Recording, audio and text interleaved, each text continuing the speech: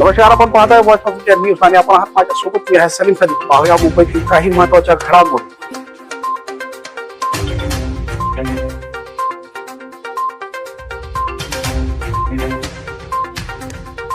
नमस्कार, मी निशांत आणि आपण पाहत आहात व्हॉइस ऑफ इंडिया न्यूज.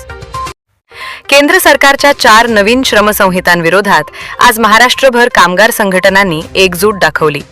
कामगारांनी अनेक दशकांच्या संघर्षातून मिळवलेले हक्क, सामाजिक सुरक्षा आणि रोजगार संरक्षण धोक्यात आल्याचा आरोप करत हजारो कामगार रस्त्यावर उतरले.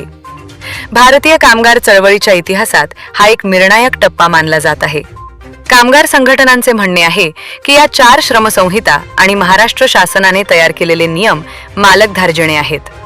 हायर अँड फायर धोरणाला मोकळीक, कामाचे तास वाढवणे, संप करण्याचा अधिकार मर्यादित करणे आणि कंत्राटी पद्धतीला प्रोत्साहन देणे यामुळे कामगारांचे भविष्य अंधारात जाईल अशी भीती व्यक्त केली जात आहे.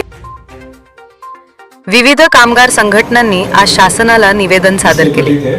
त्यात स्पष्ट मागणी करण्यात आली आहे की या श्रमसंहितांची अंमलबजावणी तातडीने थांबवावी. कामगारांच्या सामाजिक सुरक्षेची हमी, किमान वेतन, नोकरीची शाश्वती आणि संघटना स्थापन करण्याचा घटनात्मक अधिकार अबाधित ठेवावा.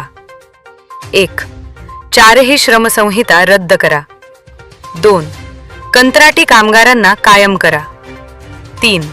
कामाचे 8 तासांचे धोरण कायम ठेवा. 4. संपाचा अधिकार अबाधित ठेवा. कामगार नेत्यांनी इशारा दिला आहे की सरकारने दखल न घेतल्यास येत्या काळात राज्यव्यापी संप पुकारला जाईल. कामगारांच्या एकजुटीपुढे कोणतेही सरकार टिकू शकत नाही, हा इतिहास आहे. केंद्र आणि राज्य सरकार या मागण्यांवर काय भूमिका घेतात हे पाहणे महत्त्वाचे ठरेल. तोपर्यंत व्हॉइस ऑफ इंडिया न्यूज कामगारांच्या आवाजाला व्यासपीठ देत राहील.